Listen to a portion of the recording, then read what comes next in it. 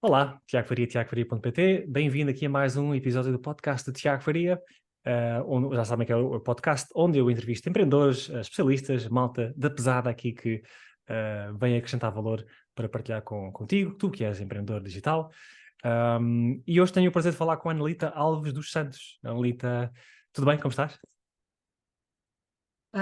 Tudo bem, obrigada pelo convite, Tiago, e obrigada a quem está desse lado a ouvir-nos e eventualmente a ver-nos também. Portanto, bem-vindos a esta Exatamente. conversa.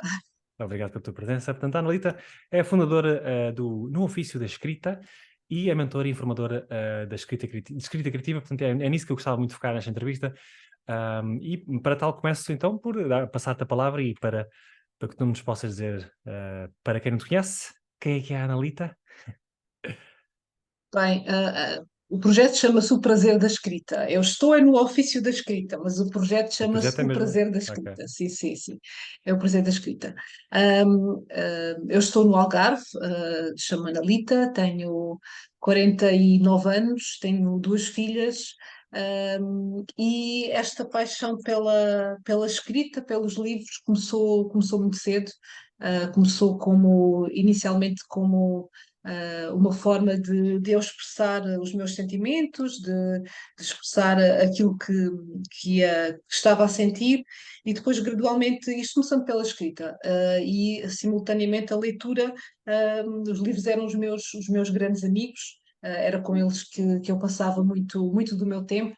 E foi assim durante a escolaridade. Eu era uma daquelas alunas de quadro de honra que os professores diziam, elogiavam muito a minha escrita, e de vez em quando faziam passar grandes vergonhas a ler as composições para os colegas, não é? Quem diria que naquela altura que um dia eu estaria a partilhar conhecimentos através do mundo online e a falar para uma câmara e para falar para centenas de pessoas. Mas essa analita desse início de vida, realmente não pensava isso, mas a escrita e a leitura estavam lá.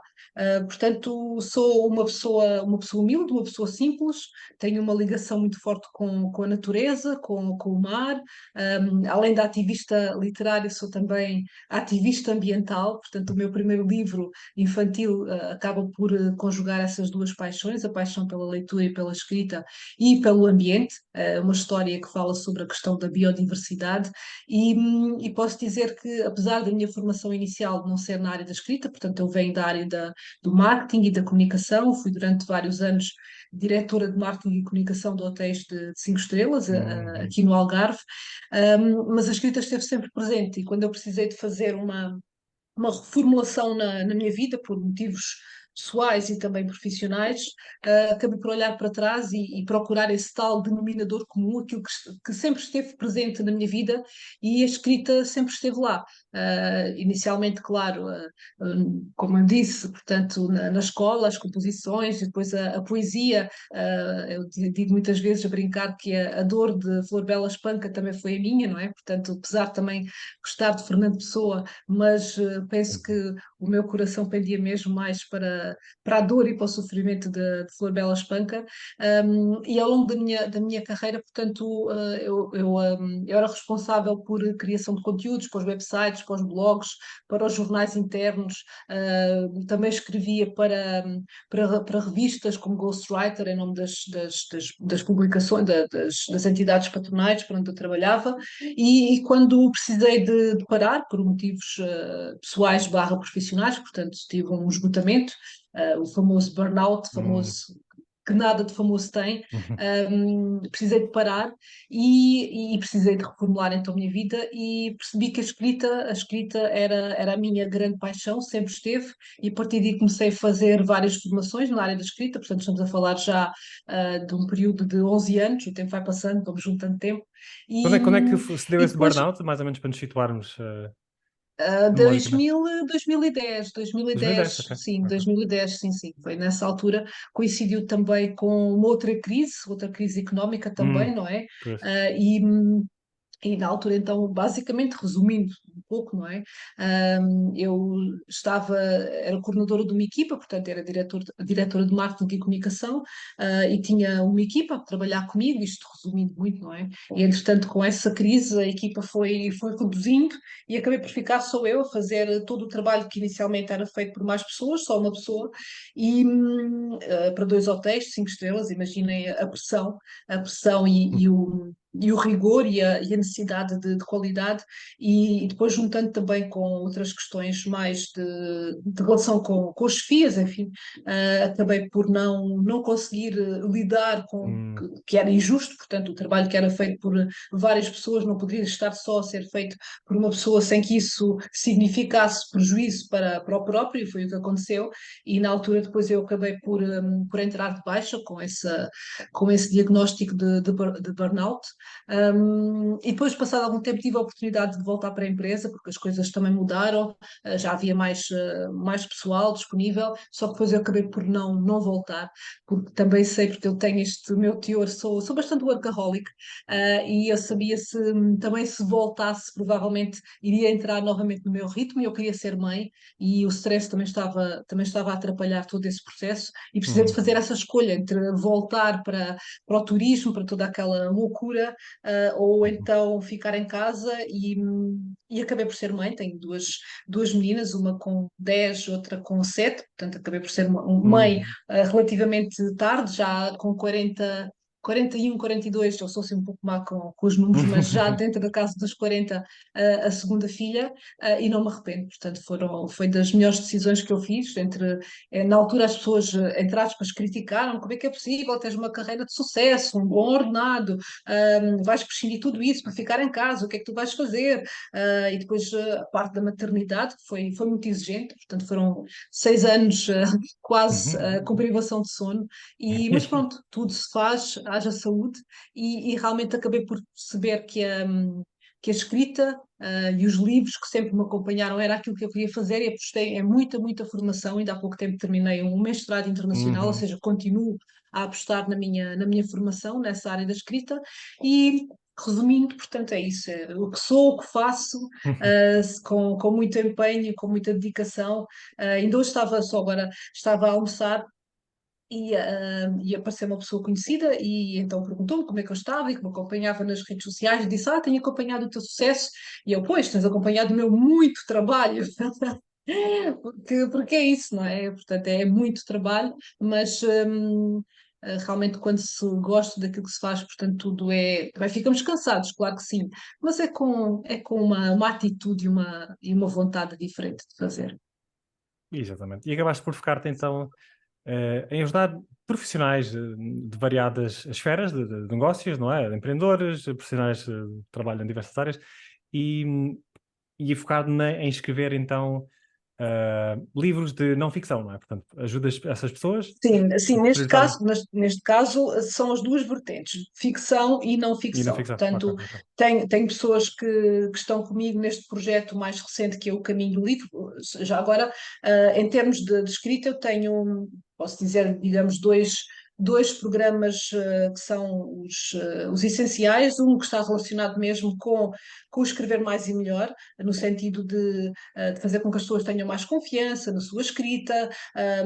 Passa um pouco também, muitas vezes, pela questão do mindset, é verdade, não é? O ter confiança, o perceber depois, Uhum, claro, com toda a componente prática e teórica também da escrita, onde depois também surge uma componente de escrita de ficção, não é? Mas assim, para quem depois também pode eventualmente ter a vontade de escrever e publicar um livro com qualidade literária. Esse é o programa uhum. Escrita em Ação. Depois tem um outro, e onde frequentam pessoas, empreendedores, médicos, advogados, terapeutas, professores, enfermeiros, Ok. enfim, Uhum. tenho estudantes, tenho realmente um público muito, muito abrangente, pessoas que querem ter mais confiança na sua escrita através deste programa, que lhes possibilita então, num passo a passo, ir descobrindo essas competências de escrita, o sentir mais confiança através depois também com essa componente que cá está da escrita de ficção. E depois tenho um outro programa que é o Caminho do Livro, esse então sim já mesmo direcionado para quem quer escrever um livro com qualidade literária,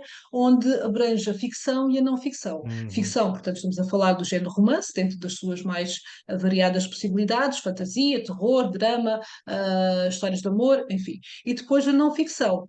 Tenho pessoas também de diversas áreas, portanto, estou a acompanhar uma pessoa na área da produtividade, uma outra pessoa na área do desenvolvimento pessoal, uma outra pessoa na área da maternidade, portanto, são empreendedores, são pessoas que têm alguns também exploram a capacidade e o mundo do online, da formação online, dos cursos online, e depois então estão a criar esse livro também com o objetivo de, cá está, de condensar os seus conhecimentos e também de lhes dar mais autoridade na Exatamente. sua área de atuação. Exatamente. Portanto, e focando-nos então um bocadinho mais nesta área dos empreendedores, porque no fundo é essa a audiência para quem estamos a falar hoje, qual é que achas que é então a importância de ter o acompanhamento de um mentor literário como tu, para ajudar as pessoas a Bem, escrever esse tal livro de não ficção? é essencial, porque aquilo que eu me apercebo é que as pessoas são especialistas na sua área, claro que sim, mas depois, eventualmente, conseguirem perceber o que é que dentro da sua. Algumas pessoas já vêm com ideias bem definidas, aliás, algumas até acabam por utilizar, de certa forma, o conteúdo que já têm no seu programa online, não é? Portanto, fazem uma adaptação daquilo que é o mais pertinente e que realmente fará sentido para a sua audiência, não é? Outras pessoas não, outras pessoas têm uma ideia mais abrangente e não percebem então o que é que será importante colocar no livro, não é? Para impactar então os seus leitores. Então o mentor literário acaba por ser um guia, não é? Um guia que vai acompanhar esse processo. Aliás, o ponto inicial é, claro, é perceber qual é a ideia. Aliás, eu até trouxe aqui só para me orientar, de certa forma, para que as pessoas percebam esse caminho para Sim, a sim, sim, escrita do sim. seu livro, não é? Portanto, é importante as pessoas começarem por perceber qual é o seu propósito, qual é a sua ideia com a escrita daquele livro. Portanto, tudo começa com a ideia, qual é a minha ideia, depois qual é a mensagem que pretendem transmitir, terem a noção do seu público-alvo, para quem é que estou a escrever, depois identificar também, porque estes livros de não ficção, os livros de certa Mais forma de técnicos, desenvolvimento de pessoal ou desenvolvimento pessoal. dentro de uma determinada área do empreendedorismo, os livros que mais vendem são aqueles que resolvem um problema que o leitor quer resolver, ou seja, é preciso identificar, é preciso perceber qual é a dor do nosso leitor. E depois, a partir daí, perceber também o que é que pretende alcançar com o seu livro, não é? Portanto, se é para impactar, se é para criar mais autoridade. Depois perceber também quais são os problemas que o seu leitor vai ver resolvidos com aquele livro. Portanto, isto é um esquema que eu tenho, o que é essencial. E quando não existe este acompanhamento por parte do mentor, eu penso que as pessoas acabam por se perder um pouco, e eu posso dar como exemplo, com base na minha experiência, no meu livro está aqui o Erros de Português Nunca Mais, que se enquadra no livro de não ficção, e a primeira coisa que eu precisei de fazer foi ter a ideia e depois fazer o meu índice, ou seja, o meu esqueleto, a partir daí sim começar a desenvolver e já tendo como base estes princípios que eu tive aqui a partilhar. Portanto, e depois também perceber o que é que o nosso livro tem de diferente em relação aos demais, que possam existir. Alguns livros podem ser mesmo originais, no sentido em que vão trabalhar aquela temática pela primeira vez. Depois, também pensar um pouco o que é que pode fazer com o livro, se o livro pode se transformar num curso ou vice-versa, se vai dar palestras, se vai fazer serviços, se vai fazer consultoria. Tudo isso acaba por ser algo que o mentor literário, dentro desta perspectiva de um livro de não ficção, vai trazer para o autor que pretende então entrar nessa aventura. Depois há uma parte muito importante também que eu trabalho com os meus autores, que é a componente do marketing de autor, ou seja, e depois, claro, eu não falei dessa parte, mas vou mencionar a seguir, que é também a forma como o livro é escrito, trazer técnicas literárias, porque aquilo que eu me proponho é a escrita do livro com qualidade literária, ou seja, um livro que vai responder a todas estas questões, mas que depois é um livro, além de estar bem escrito, claro, não é? Mas que vai recorrer a recursos expressivos, porque hoje em dia, tal como em tudo, não é? Há livros de não ficção, mas a maior parte atualmente são livros com este pensamento de que um livro de não ficção pode e deve também trazer esta preocupação com as técnicas literárias, um livro que realmente vai agradar e vai impactar o leitor. E sempre pensando qual é a transformação, o que é que este leitor, o que é que este livro vai provocar no meu leitor, o que é que no final o meu leitor vai ter com este livro. E o mentor então faz esse trabalho. Mas o que eu ia dizer, e acabei por me perder, é que além de todo este trabalho que eu estou a falar de guiar e também da componente das técnicas literárias, é também importante o marketing de autor, ou seja, depois do livro estar escrito, vamos ver se existe a possibilidade de trabalhar como editora tradicional. Eu procuro sempre encaminhar os meus autores, estou a fazer parcerias nesse sentido, para que o original possa ser apreciado por uma editora tradicional, ou seja, uma editora na qual o autor não precisa de pagar, ou simplesmente o seu contributo é a sua propriedade intelectual, o seu trabalho. Caso isso não seja possível, ou depois também para alguns empreendedores pode fazer sentido uma edição de autor, ou seja, em que o autor vai assumir o custo do livro, não é? Portanto, a parte da contratando os respectivos profissionais para alguém para fazer o design, alguém para fazer a capa, alguém para fazer a revisão, portanto, para que o produto final seja um produto de qualidade. E depois é importante então perceber como é que esse livro vai chegar aos leitores, através da presença nas redes sociais, através de palestras, enfim, eu faço esse acompanhamento também, portanto, é um olhar para a escrita do livro, mas depois, como cá está, a minha área, a minha base vem também do marketing e da Pois é, que eu ia dizer. comunicação, é trazer também unir essas duas realidades, porque de nada serve escrever um livro se não o conseguimos fazer chegar aos Não leitores, não pusemos é? olhos Portanto, em cima dele, não é? Pois, exatamente. Eu sim, adoro sim. que tenhas, trouxeste esses teus conceitos de marketing, a tua experiência para criar aqui Sim, sim, pronto, um sim, conceito sim, único, sim, não é? sim, sim, Vai ser sim. muito útil. Muito bom. Acabaste por contar aí o processo todo, acho que é extremamente útil. E olha, que estratégias eficazes de escrita é que recomendas para que os autores consigam manter os leitores envolvidos e motivados ao longo da leitura? Ou seja, é fácil as pessoas interessarem-se por uma capa, não é? Mas depois Sim, sim. que estratégias é que recomendas para manter a Bem, leitura fluida? realmente passa muito por aquilo que eu estava a dizer, pela qualidade da escrita, pegando muito em exemplos práticos, não é? Hum. Claro, aplica-se na ficção e também na não ficção, eventualmente pensar em capítulos curtos. Eu já agora peço desculpa, eu trouxe alguns livros, Aham. claro, tinha que ter livros, não é? E trouxe alguns livros bem diferentes, com temáticas completamente diferentes. São livros de não ficção, portanto, Aham. não são romances, não é? Não são livros de terror, nem histórias de amor, não é? São livros de não ficção das mais diversas áreas. Tem, por exemplo, este aqui, que se chama O Abismo Vertiginoso, que fala sobre a física quântica. Física quântica, mas num sentido não esotérico. Portanto, física quântica, este livro é escrito por o autor, portanto, ele é um físico, não é? Uhum. Portanto, ele realmente consegue É o Carlo, coisa pegar neste conteúdo e torná-lo um conteúdo interessante para Uhum. leigos, não é? É um livro também pensado para filósofos, para outros colegas de profissão, mas acima de tudo é um livro que chega a qualquer pessoa. E como é que este livro prende o seu leitor? Para já pela forma quase muitas vezes poética como que está escrito. Uhum. Uhum. Passa por aí. Depois existe os capítulos são relativamente pequenos, é uma Pois. forma também de atrair os leitores, é fazer com que os capítulos sejam pequenos, para ser mais fácil ir viajando no livro e quero ler mais um pouco e vou ler mais um pouco. E depois, muitas vezes, também aquilo que eu encontro, por exemplo, este aqui, mais para Portanto, Uhum. chama-se Miúda para de arranjar desculpas. Uhum. Esquece os complexos e conquista os teus sonhos. Este livro tem também histórias da própria autora, ou seja, Pois, ela pois, parte são cruciais, não é? utilizando o storytelling, não é? Storytelling. Portanto, partindo das suas próprias experiências e dando exemplos, e esses exemplos Metáforas. Uhum.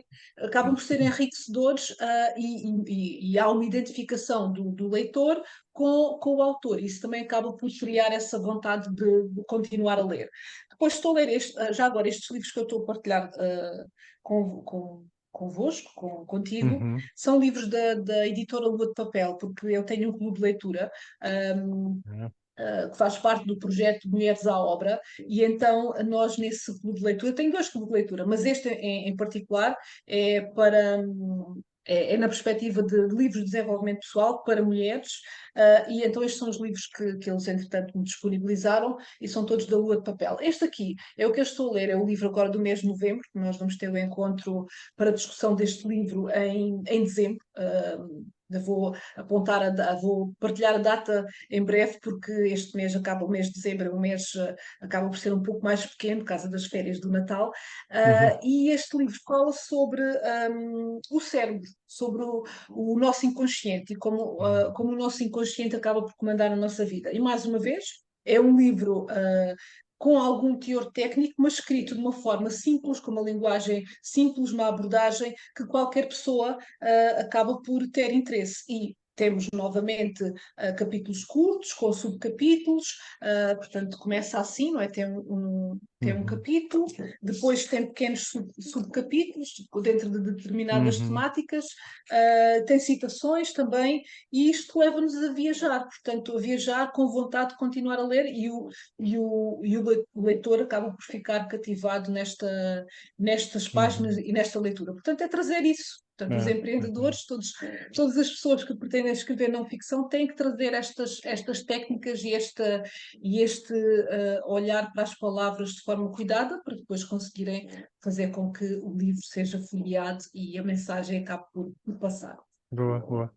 E agora uma coisa que é bastante comum, e principalmente para quem se calhar nunca escreveu um livro e vai enfrentar isto, que é, será que consegues partilhar algumas dicas para que as pessoas consigam lidar com bloqueios criativos, não é? Ou desafios que acontecem Bem, durante o processo? eu não partilho dicas, já estou, eu partilho ferramentas, conselhos, aquilo que posso Certo. dizer, claro, dicas é uma forma simpática de dizer, aquilo que eu posso afirmar e com base também na minha experiência e de pessoas que têm trabalhado comigo, que na verdade os bloqueios criativos muitas vezes existem ou surgem porque não existe um bom planeamento inicial, Hum. porque as pessoas avançam para o processo de escrita muitas vezes sem ter, por exemplo, isto que eu estava a dizer, aquela Uhum. identificação inicial, que se pode chamar um outline, portanto, um guia do que eu pretendo fazer com o meu livro. As pessoas não definem um índice, não definem, isto não quer dizer que seja algo fechado, portanto, nós Uhum. podemos, eventualmente, no Portanto, processo ter de o escrita, esqueleto quer já todo seja. desenhado e Sim, depois é sim, pronto. é Uhum. importante ter o esqueleto, que eu vou daqui para aqui, vou seguindo, vou continuando, vou escrevendo, e quando não existe este planeamento inicial, eventualmente as pessoas começam com muito entusiasmo, não é? Não é? Eu vou Depois escrever, desanimam. mas como não têm esse planeamento, começam a chegar, às vezes nem sequer ao meio daquilo que consideram o meio da sua história, e não sabem para onde é que vão, e Uhum. bloqueiam. Portanto, o bloqueio criativo muitas vezes está relacionado com isso. Claro que há momentos em que nós temos mais predisposição para escrever do que outros, não é? E às vezes podemos e devemos respeitar isso. Mas, curiosamente, estava a falar há pouco tempo com uma pessoa que pretende escrever um livro, e ela dizia: Mas eu não tenho tempo para escrever. Mas eu quero escrever. E eu não sei bem aquilo que pretendo, e eu depois fui muito assertiva. Bem, para já é assim: se quer escrever um livro, tende a arranjar tempo para escrever, ou seja, à hora do almoço, ou no final do dia, ou seja, de manhã, ou seja, ou seja, ao fim de semana. Portanto, tende a encontrar esse tempo para escrever, quer seja 1 hora, 2 horas, 30 minutos, seja o que for. E depois precisa de ter a ideia do que é que pretende escrever e precisa de delinear de alguma forma. mesmo que depois possa fazer alguma alteração no processo. Muitas vezes nós acabamos por alterar. Eu lembro Pois, do meu livro, eu fiz o índice inicial, mas depois, no processo de escrita, à medida que ia desenvolvendo, pensei, não, mas fica bem acrescentar mais este pois, tens capítulo. Na novas altura ideias, falei com. pois, aparecem. Claro, claro. Na altura depois falei com a editora e disse, olha, o que é que achas de acrescentar mais esta parte? E sim, vamos a isso. Portanto, esta questão do bloqueio está muitas vezes relacionada com isso. Claro que há situações diferentes e específicas do género. Um escritor que escreveu um livro e teve muito sucesso, depois pode ter receio de escrever o segundo, ou está a escrever o segundo, mas depois tem receio que este segundo livro não tenha tanto sucesso como o outro e pode sentir-se menos com a escrita menos fluida. Portanto, há esses cenários. Mas aquilo que normalmente é designado por bloqueio criativo Uhum, de certa forma acaba por estar relacionado com isto, as pessoas sim, não terem bem uma ideia do caminho que querem fazer. E não têm uma ideia, a ideia, jogam-se à folha em branco sem ter essa ideia, e claro que depois chega ali um determinado momento pode acontecer isso, não é? Não sabem para onde vão e bloqueiam. claro, claro. Pronto, isso é evitável tendo o esqueleto bem desenhado e conhecendo Sim, bem para sim, quem sim. está a falar, portanto, isso tudo vai ajudar. Isso mesmo, tudo aquilo que eu falei inicialmente, sim, Exatamente. começar Muito bom. com esse esboço inicial e sempre tendo como, neste caso do livro de não ficção, o que é que eu quero trazer para o meu leitor? Qual é a transformação que eu pretendo, não é? Uhum. Qual é o problema, a dificuldade que eu vou resolver com este livro ao meu leitor? Quando nós temos isso definido, depois o processo Ah, acaba por tudo o ser mais resto fácil, sim. flui. Olha, falaste ligeiramente sobre a revisão e sobre a edição. Qual é que é a importância que dás a esse momento, não é? Da revisão e edição Bem, na criação do livro? é essencial, é essencial. Aliás, essa é mais, é uma questão, obrigada, Tiago, por trazeres essa questão, porque aquilo que eu me apercebo muitas vezes é que as pessoas são muito exigentes com elas, no sentido em que algumas, outras não têm essa consciência, não é? Mas olham para um texto, para um livro publicado e pensam. Eu não consigo escrever assim. Como é que foi possível este texto estar assim, desta forma, esta sequência de ideias, as palavras que foram utilizadas, foram escolhidas, e o que muitas vezes muitas pessoas não sabem é que o livro que chega às nossas mãos, portanto, provavelmente é uma quinta, sexta, sétima, oitava, nona, décima edição. Existe algo inicial que é o rascunho, portanto, por isso é que se chama rascunho, a primeira versão, e é a partir daí que nós vamos trabalhando no processo de edição, ou seja, edição é olhar para o texto, eventualmente mudar a ordem de parágrafos, retirar palavras, pôr palavras, eventualmente mudar a ordem de capítulos, enfim, na Uhum, própria escrita. Ir fazendo essas alterações, percebendo que existe ideias repetidas, palavras repetidas. uhum, Eu tenho no meu livro, tenho mesmo, se me permites, tenho um capítulo onde falo mesmo dessa, de uma forma muito resumida, quando nós estamos a uhum, escrever, todo um conjunto de aspectos que nós devemos considerar para ajudar nesse processo de edição. E uhum. isso é uma parte essencial. Eu digo sempre, aliás, digo e faz parte da linguagem do ofício da escrita, que é escrever é reescrever.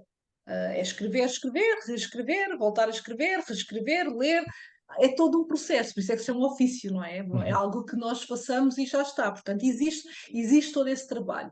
E depois desse trabalho de edição, existe o trabalho de revisão, que deve ser feito por um revisor profissional, alguém que vai olhar para as concordâncias verbais, para a pontuação, para a conjugação, para a questão da adjetivação, portanto, vai olhar para tudo isso, não é? Isso é essencial. Qualquer livro precisa de passar por essas duas fases essenciais. A fase da edição, que pode ser, se estivermos a trabalhar com o editor ou com o mentor, portanto, o mentor vai fazendo esse trabalho, vai dando esse olhar atento, esse feedback: olha, esta frase está repetida, eventualmente vê se existe uma sequência, esta sequência não está lógica, aqui tens demasiados advérbios, estás a repetir a mesma palavra não sei quantas vezes no mesmo parágrafo, enfim, vai dando Uhum. esse feedback. Depois a parte da revisão, então isso é um outro trabalho em que um revisor profissional deverá fazer, se for com uma editora, a editora tem o revisor, no caso das pessoas que trabalham comigo, portanto, eu tenho revisores que trabalham comigo, não é? E que fazem esse trabalho de revisão. Tenho formação de revisão, mas mais para a minha própria escrita e também, mas também depois, claro, também, isto quando estou no meu próprio processo, não é? Uhum. E também, claro, se surgir alguma questão maior no texto, quando eu estou a fazer esse trabalho de feedback, acabo por apontar também, mas é um outro momento em que depois o texto é entregue a um revisor profissional e ele faz esse trabalho final. Ok. Onde ele vai ter as suas vírgulas e os pontos finais e toda a pontuação está mesmo no sítio. Portanto, é essencial. E qualquer pessoa que pretenda, através de uma edição de autor, por exemplo, trabalhar como editora tradicional, tudo isto, ou trabalhar com um mentor, não é? O mentor acaba por alertar para estas questões. Fazendo uma edição de autor, trabalhando com o mentor, portanto, essas questões vão ser salvaguardadas. Alguém, eventualmente, que possa estar a ouvir e que não tem essa consciência, portanto, é essencial. A parte da edição é algo que vai sendo feita. Também é importante o processo de trabalhar com o leitor beta, ou seja, alguém que depois, quando o Uhum. original está escrito, vai ler e vai também, porque muitas vezes nós temos as ideias bem definidas na nossa cabeça, não é? Uhum. Mas depois, quando passamos para o papel, e às vezes já perdemos de tal forma a objetividade que nem Uhum. sequer conseguimos identificar que aquela sequência afinal não está assim tão bem. Então o leitor beta, não é? Essa pessoa vai olhar e não convém ser um amigo, não é um familiar, portanto convém ser mesmo alguém que seja objetivo e crítico.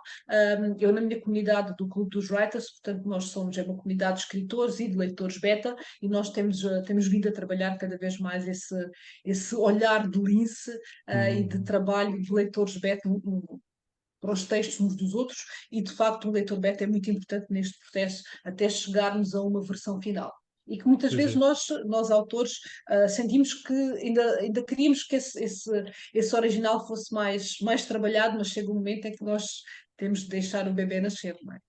Exato. Mas, portanto, a edição, e voltando à tua pergunta, a edição e a revisão são É essenciais. essencial. Portanto, Muito bom. Olha, obrigado por teres dado essa visão por trás das cortinas, acho que é sempre super interessante. sim. E olha, focando agora um bocadinho no teu próprio negócio, pós-burnout, 2010, começaste aqui a tua aventura. Será que consegues identificar durante estes 13 anos, não é? Porque já passaram, Sim, um mas momento-chave que tenha feito com que o teu negócio crescesse de maneira mais acelerada do que aquilo esperavas, ou alguma estratégia de marketing que usaste, de vendas, ou de processos, alguma parceria que criaste? Consegues identificar um momento-chave de crescimento? Isto é um bem, podcast de empreendedorismo, portanto, faço sempre esta pergunta. eu posso dizer que todo o trabalho e toda a fase em que nós possamos estar é o resultado de um processo, é o Exatamente. resultado de um acumular de diversos pequenos tijolos que nós vamos colocando, não é? E eu posso dizer que em relação a esta minha ligação e à formação, porque eu já dava formação presencial também na área da escrita e da Hum, comunicação, do marketing, mas o grande salto para mim realmente foi o passar para o mundo online, não é? Portanto, o passar para o hum, mundo online através de uma formação com a Ana Cristina Rosa, que me possibilitou então pegar nos meus conhecimentos e transformá-los num curso, num curso online, e a partir daí, de facto, essa componente da formação online ganhou uma visão e uma projeção diferente, mas tudo resultante desse processo que eu fui construindo ao longo do tempo, o conhecimento de base, que me possibilita ou que me possibilitou chegar a mais pessoas com conhecimento sólido, para depois também as pessoas sentirem a questão da credibilidade, a questão da confiança, de que estão a trabalhar com alguém em quem podem confiar. Portanto, eu penso que olhando para uhum. tudo, não é, que eu tenho vindo a fazer, eu acho que é um processo e acho que é muito, acho não, é muito importante, considero que é muito importante conciliar o fator qualidade do que nós estamos a fazer com o fator confiança, as pessoas sentirem que nós somos de confiança, porque infelizmente neste mundo do empreendedorismo online têm surgido situações menos positivas, não é? E então é muito importante as pessoas sentirem que aquela pessoa com quem estão a trabalhar é alguém de confiança, alguém que está ali para não digo um ombro amigo, mas sim quase, nesse sentido que é alguém genuíno que quer realmente acompanhar a outra pessoa num processo de crescimento, seja em que área for. No meu caso é na área da escrita, não é? E então eu penso que o conjugar desses fatores da, da credibilidade, da autoridade, no sentido de fazer as coisas com responsabilidade e de fazer com que as pessoas sintam confiança e sempre também com o cuidado na forma como os conteúdos são apresentados. Portanto, isso Uhum. acho que é um combinar desses vários elementos, mas é um processo. Portanto, tudo isso é um processo. E eu julgo que estou apenas a começar. Portanto, eu julgo que estou a começar Uhum. e isso, este livro Erros de Português Nunca Mais, é um exemplo também disso, portanto, do exemplo de um trabalho que vai. Que ao ser feito com solidez, não é? Portanto, eu procuro fazer um trabalho com solidez, ou um trabalho que realmente as pessoas sintam confiança. E acho que isso o facto de eu ter interiorizado isso, porque também é a minha natureza, e também o facto de eu ser um pouco workaholic, no sentido Uhum. de me dedicar mesmo de corpo e alma, acho que é esse o grande gatilho. Portanto, é ter Uhum. essa consciência de aquilo que eu estou a fazer, as pessoas têm de sentir confiança, têm de sentir que existe um processo, existe conhecimentos que vão sendo adquiridos, e eu, como eu disse ainda há pouco, eu continuo sempre em processo de aprendizagem, quer seja através de formações e através da leitura constante. Portanto, penso que seja isso, a combinação desses vários elementos. Ok, excelente. Muito bom. Olha, agora as últimas perguntinhas mais em relação um pouquinho mais pessoais, para ver se consegues identificar nos últimos 5 anos se criaste algum novo hábito que tenha mudado Sim, drasticamente a sim, tua sim. vida, quer seja pessoal ou profissional, ou Sim, quer que seja. não, acaba por estar tudo relacionado, de Pois, certa forma. exato. O grande hábito que eu desenvolvi nos últimos começou com um pouco antes da pandemia, mais ou menos, foi nessa altura. Eu sempre, felizmente, tenho bons amigos, pessoas que são muito inspiradoras, e é muito bom nós nos rodearmos de pessoas inspiradoras, pessoas que nos ajudam Uhum. realmente com o seu exemplo a nós procurarmos também uma melhor versão de nós. E eu tenho alguns amigos que têm aquele dom de se levantar muito cedo de manhã e de ir correr, de fazer exercício físico, ter essa componente Uhum. de autocuidado. E eu sempre pensei nisso também. Também eu gostaria de ser aquela pessoa que se levanta de manhã e vai para o ginásio às 8 da manhã e está a treinar. Só que durante 44 anos, mais ou menos, sim, isso pareceu, era muito difícil, a preguiça falava mais Sim, alto. sim, sim. Até que um dia eu pensei, não, eu não quero ser aquela pessoa que quando olhar para o fim da linha, não é? E pensar, eu não fiz isto que eu sei que é importante para mim, por preguiça. Então isso serviu como gatilho, Hum. e eu agora sou aquela pessoa que se levanta às Levanta às 8 sete da da manhã para manhã ir correr? e às 8, não, não, às 8 da manhã eu estou no ginásio todos os dias. Todos os Todos os dias eu dias? estou no ginásio às 8 da Poxa. manhã, das 8 até às 9. Tenho um personal trainer 3 vezes por semana, mas agora mesmo quando não estou com ele que inicialmente foi com a Joana Alçada, e deixo um grande beijinho para ela, porque também foi com ela que eu iniciei esse processo de transformação, Uhum. e isso acabou por me dar toda uma energia diferente para tudo o resto. Portanto, eu quando começo a trabalhar, eu procuro. Quem trabalha a partir de casa sabe que às vezes é difícil nós nos conseguirmos disciplinar, não é? Porque Yeah. rapidamente nos levantamos e lembramos que temos a cama por fazer, ou temos o gato que precisa de comida, ou então a roupa pode ser apanhada, enfim. esse tipo de coisas. E então eu consigo me disciplinar e o exercício físico trouxe-me isso também. Portanto, entre as 7, eu acordo às 7, entre as 7 e as 8 despacho-me, não vou levar a minha filha todos os dias à escola, umas vezes vai o meu marido, mas às 8 eu estou no ginásio, das 8 às 9, chego a casa a partir das 9h30, já fiz o meu exercício físico, já estou Uhum. com energia, porque quem vai a um ginásio, portanto, sabe que a energia fica sempre lá em cima, e a partir daí, portanto, o meu dia vai decorrendo, faço a minha pausa à hora do almoço, procuro almoçar com amigos, ou às vezes também sozinho, mas procuro sair de casa para ter esse momento, não é? Uhum. Uhum. E de facto esse foi um grande momento, Ai, que um bom. grande, um grande elemento transformador na minha vida, que depois tem um efeito positivo também em termos de energia, em termos de vitalidade, para tudo o resto que eu faço no restante tempo, que entretanto já fui ao ginásio, e quando não vou, sim, Sim, fico deve com ser uma consciência sensação pesada, muito que é boa. muito engraçado. Sim, Ah, sim. isso é muito bom para mim, quer dizer que há esperança para mim ainda, porque eu tenho 39, ainda não Que cheguei idade é que lá. tens, Tiago? Tenho até aos Que idade é 44 que então para tens? começar. 39, Ah, 39. Tenho ainda uns aninhos, há então esperança para mim. sim, sim, sim. Tens esperança, tens esperança. Eu tenho só para tu veres o grau em que eu desejava isso, mas tinha dificuldade. Eu tenho uma amiga que é mais ou menos da mesma idade que eu, e ela então, e ela trabalha num banco, os horários ela entra no banco às 8 da manhã, não é? E então ela levanta-se às 6, e no caso dela, ela vai mesmo correr, correr ou faz Uhum. exercício em casa. E então eu dizia-lhe para ela, quando ela acordasse, para me enviar uma mensagem que era para eu sentir isso como estímulo para também me levantar. Mas serviu Hum. uma semana, mas depois não. Mas quando chega aquele momento, não. Foi mesmo essa interiorizar.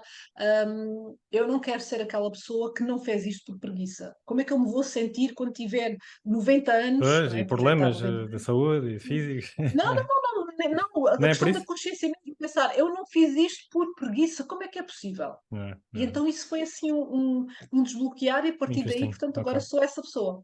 Portanto, Tiago, Boa. à esperança, à Inspiração. esperança. Obrigado pela inspiração, Anelita.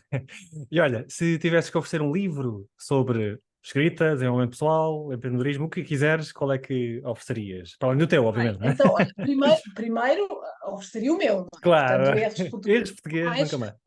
ofereceria o meu porque, e não é por ter sido escrito por mim, mas de facto é uma ferramenta essencial para todos nós, porque nós precisamos de criar conteúdos, precisamos de enviar mensagens, Exatamente.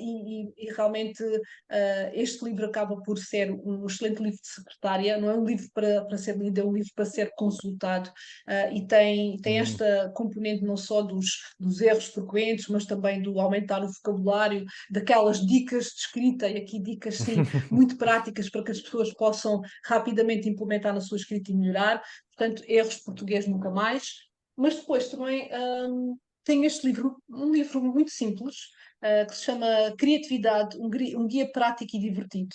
É um livro que nos ajuda a perceber que todos nós somos criativos e a criatividade está dentro de nós podemos ajudá-la a surgir, e este livro acaba por fazer esse papel, e é um livro que realmente pode ser lido por pessoas de diversas áreas, empreendedores, profissionais de tantas áreas, e ajuda-nos então a perceber a importância da criatividade, porque nós realmente podemos e devemos ser criativos e Uhum. trazer essa criatividade para o nosso dia a dia, para os nossos negócios, para a nossa vida. Portanto, este também era um livro, eu tenho muitos mais, mas não posso estar a sugerir. E depois, para quem desse lado possa ter uma veia, de certa forma, mais artística, e sentir que tem esse apelo da escrita, ou então muitas vezes se sente incompreendido de alguma forma, eu sugiro este livro da Rosa Monteiro, O Perigo de Estar no Meu Perfeito Juízo, que é um livro que nos fala de como realmente a criatividade e a loucura, mais uma vez, existem dentro de nós, e as pessoas que têm estas mentes mais criativas. Este livro, se eu tivesse lido este livro há alguns anos, tinha poupado muitas sessões de psicoterapia. Portanto, é realmente, Ok, olha, é realmente um muito livro bom. muito interessante. E já agora também. Não sei se a tua audiência é mais feminina ou masculina, mas também é um livro que também pode Uhum. ser lido por homens, claro que sim, que é este O par de Miúda arranjar para de desculpas. arranjar Ok, desculpas. boa. Esquece os complexos e conquista os teus sonhos. Aplica-se também aos homens, claro que sim. Absolutamente. E então ficam estas 3 sugestões. O meu livro, aliás, 4. O meu livro, o Criatividade, Miúda para de arranjar desculpas e da Rosa Monteiro, O Perigo de Estar no Meu Perfeito Juízo. Portanto, são Excelente. 4 livros importantes para pedir ao Pai Natal e para E com juntar um à bom listinha mix de de prendas. valor que se pode consumir. É Muito bom. isso mesmo, é isso mesmo. Então, olha, Lita, chegámos ao final. Se os nossos ouvintes quiserem saber um bocadinho mais sobre ti ou começar a trabalhar contigo, qual é que seria o primeiro passo que deveriam dar, então? Podem me contactar através do Instagram, eu recebo realmente muitos contactos através do Instagram, Hum, Analita Alves dos Santos, aí conseguem ter uma noção da dimensão daquilo que eu faço, portanto, o ativismo literário, as sugestões de livros, as ferramentas de escrita para autores, toda esta componente realmente de incentivo à leitura e também do cuidado com a língua, portanto, através do Instagram, Analita Alves dos Santos, ou então através do meu website, oprazerdascrita.com, onde aí também tem as ofertas formativas e de facto fica o convite para descobrirem este mundo do prazer da escrita. Os empreendedores, sem dúvida, todos nós, nas mais diversas áreas, precisamos de escrever. Um livro em particular é uma ferramenta de autoridade, é um legado, uhum, é algo que pode ser utilizado para transformar o negócio de quem o escreve, de alguma forma, mas acima de tudo também para transformar o leitor dentro da sua área de atuação. Portanto, terei muito gosto em uhum. falar convosco e partilhar um pouco desta paixão e desta visão de como realmente um livro de não ficção pode ter qualidade literária e pode realmente chegar aos leitores e cativá-los e contribuir para a sua transformação. Portanto, Muito bom. é isto. Espetáculo, acho que ficou super claro o processo, desmistificaste aqui algumas coisas, como é que funciona. Acho que quem quiser, quem estiver a pensar que começar a escrever o seu primeiro livro, faz todo o sentido falar com a Anelita. Muito obrigado pela tua presença, Muito Anelita. Foi um prazer enorme. obrigada, Tiago, pelo convite. Foi um prazer, sim. E pronto, chegamos ao final de mais um episódio do podcast de Tiago Faria. Já sabem que vem mais malta da pesada, portanto fiquem atentos. Um grande abraço e até breve. Tchau, tchau.